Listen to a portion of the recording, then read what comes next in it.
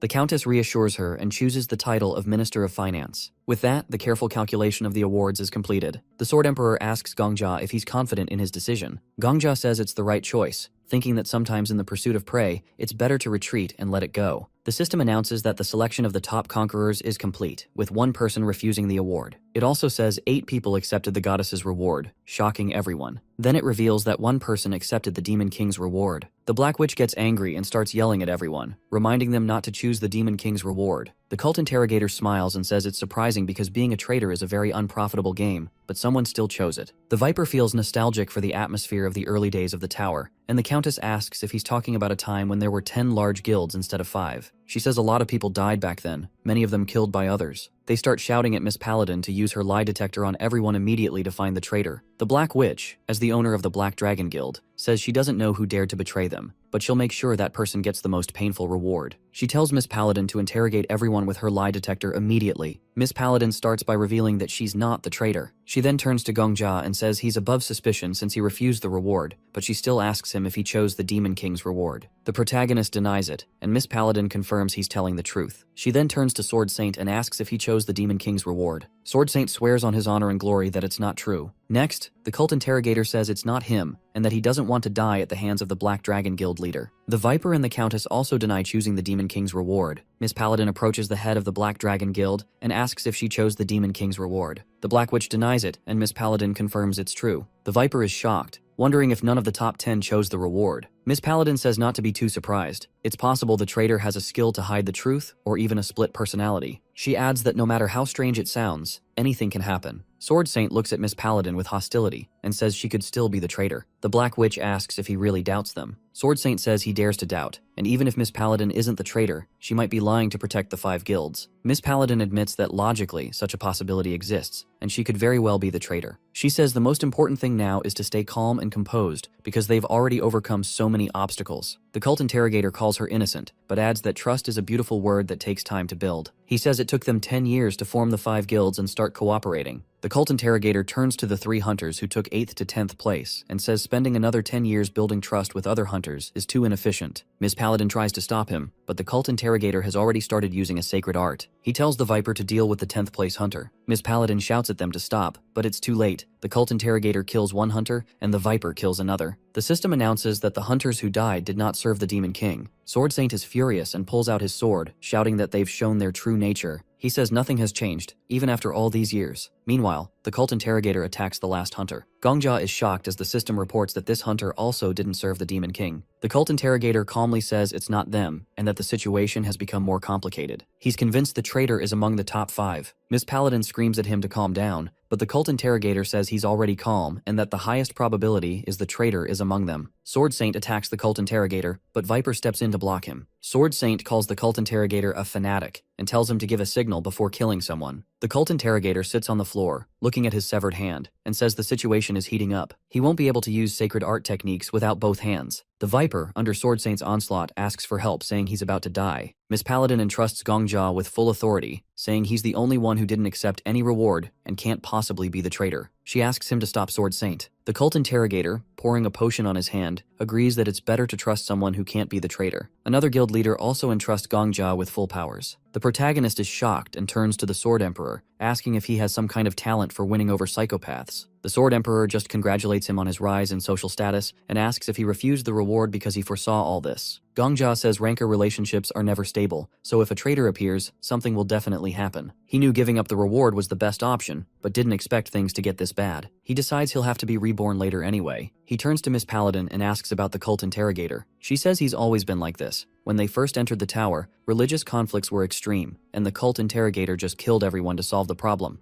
Gongjia realizes the religious groups never actually came to an agreement, and it was just a media cover-up. The cult interrogator admits he made a mountain out of a molehill due to an error in judgment. He says since Gongjia now has full authority, he should stop Sword Saint. Gongjia covers his face with his hand and says he'll talk to the cult interrogator seriously later. Meanwhile, Sword Saint continues fighting the heads of the large guilds. Gongjia asks Sword Saint to listen to him, reminding him that he bowed to him earlier. He asks Sword Saint to stop fighting and talk first. Sword Saint suddenly stops when Gongja asks him to introduce him to his granddaughter. Gongja says if she comes to the tower, he'd like to go on a date with her at least once. Sword Saint says he'll never forgive them and that Gongja's words won't change that. He says all he needs to do is pick up his sword and they'll die soon, so it's no big deal. He asks if he can kill them after they identify the traitor. Gongja wonders why Sword Saint is asking him this. Sword Saint puts his sword back, surprising the Viper. Gongja tells everyone to calm down and says he doesn't know who the traitor is, and they might not figure it out. But that's not the most important thing right now. He says they can overcome this trouble without capturing the traitor. Miss Paladin says the traitor choosing the Demon King's reward means their lives are at risk. Gongja tells them to look at the description of the awards. He points out that the Demon King's core is located on the 20th floor. He says they should forget about capturing and executing the traitor because it's a trap. The traitor might be shaking with fear, and the system might have forced the role on someone. Gongja says the priority is to deal with the Demon King first. If he disappears, his reward will too. The system informs Gongja that the Autumn Rain Demon King clicked his tongue, but the goddess's eyes are sparkling. Gongja says no matter what test the tower comes up with, the solution is always simple. He suggests they rise up and smash the Demon King's core. The system then begins issuing the quest for the 12th floor. Everyone's terrified at the red rain. They say that this is the same rain from a nightmare, and now it's all over. Viper is surprised and wonders if this is some kind of setup,